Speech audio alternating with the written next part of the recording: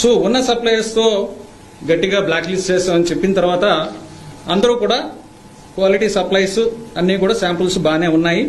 Except ఒక supplier AR foods, AR dairy food private limited. ఇది 12వ తారీఖున టెండర్ పిలవడం జరిగింది. 8వ తారీఖున టెండర్ ఫైనలైజ్ చేయడం జరిగింది. 2024 అండి. 2024 12/3/2024 tender 12th March 2024. Finalization of tender was done on 8th May 2024 and date of supply order was 15/5/2024. So the rate finalized was 319 rupees. So that was the issue. So he then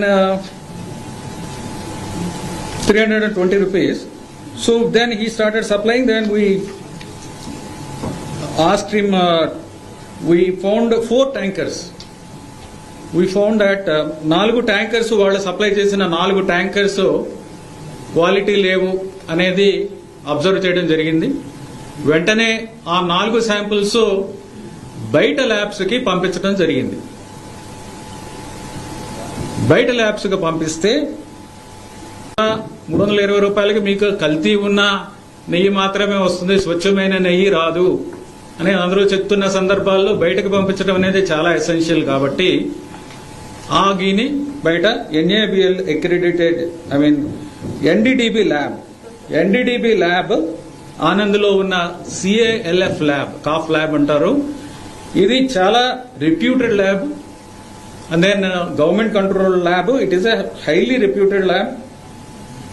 reputed institutions, reputed dairies వాళ్ళు export చేసేటప్పుడు కూడా ఈ lab నుంచే వాళ్ళు reports తెప్పించుకుంటారు.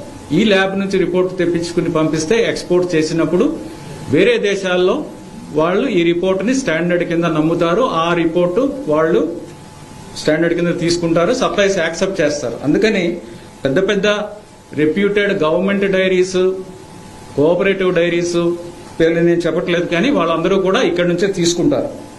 So అలాంటి ల్యాబ్కి పంపించాం మేము శాంపిల్స్. 4 శాంపిల్స్ పంపించడం జరిగింది.